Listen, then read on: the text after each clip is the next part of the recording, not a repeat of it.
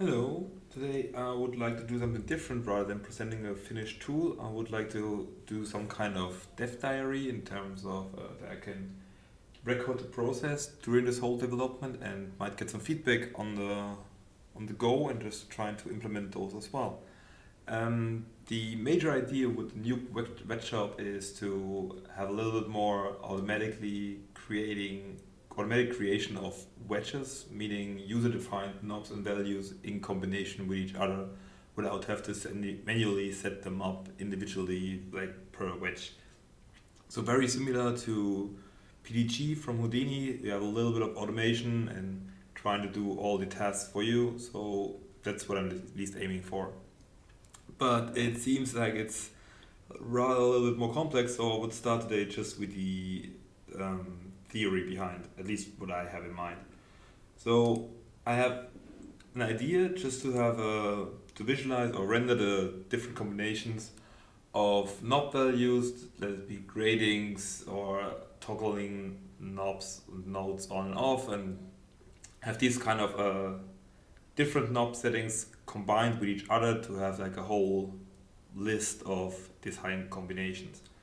So, and what I came up with so far as a very basic approach is that we have the opportunity to define values on knobs on specific nodes which the user decides, and give them maybe a range an array of values, meaning okay, I want to have on the multiply value, I want to have like 1, 2, 3, 4, 5.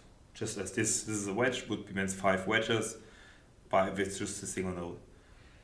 Then let's say we have a multiply with the 1, 2, 3, 4, 5, and a blur node which I have like 10, 20, 30. So this means I have 5 from the multiply, 3 from the blur node, means I have already 15 combinations to take care of, and those have to be set and rendered accordingly and with all the dependencies in each other. So every combination gets rendered out and then just set to the next combination and gets rendered out as well. So that's the basic idea. But then afterwards, okay, and maybe I need to define a little bit better. So I need some kind of user interface to set this list of values, and that's very basic. I'm just dealing with single floats for now. So this whole how to handle list arrays later on as values comes a little bit later on.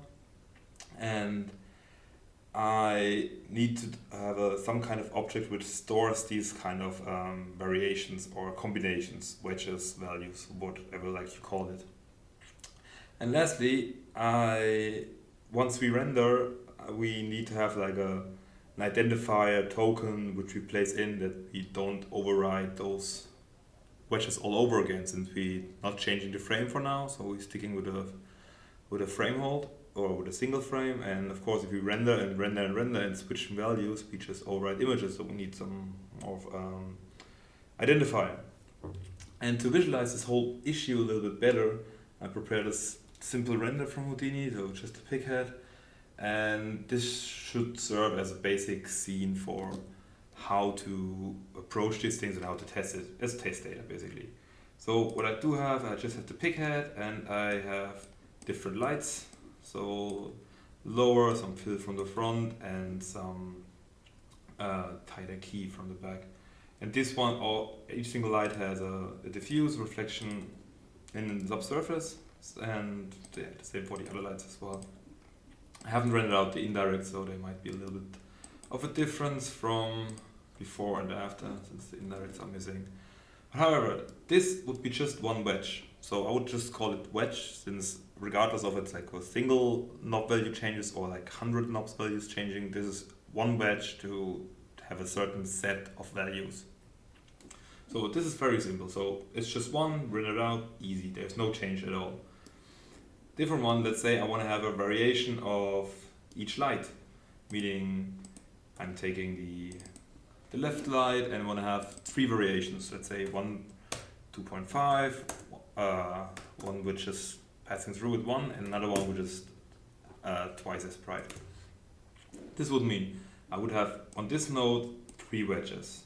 In combination, if I do it for every light, I would have 9 wedges, since I have to multiply it with each other. Meaning for those three light adjustments or light variations, if I want to see all together in combinations, I would end up with 27 wedges, which is not that high, but still, if you have to set up manually, it takes up some time.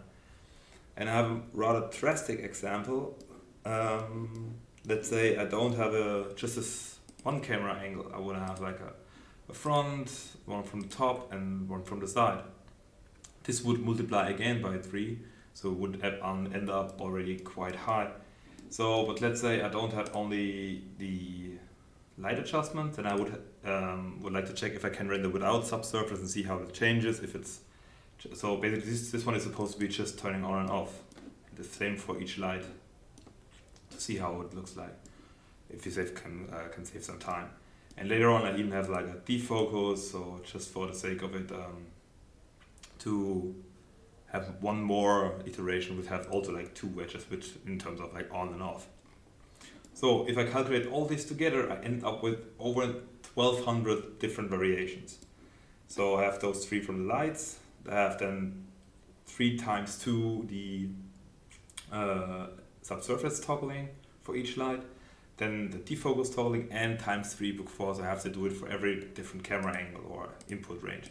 So as you see, this is actually quite some numbers exploding here. So I don't do it manually, so I rather would have to have some kind of tool where I can just set these values or like define like, hey, I want to have this 3 wedges of this one, and most likely you won't have this high. I mean, you don't want to certainly check 1200 different images, but another idea would be then creating different contact sheets out of those combinations already. So we can have like, okay, I want to have one contact sheet with all the subsurface off, I have one without defocus, one with, so we can just dial back a little bit in terms of which wedges you have to check afterwards or what you would like to see. So but that's like a future topic.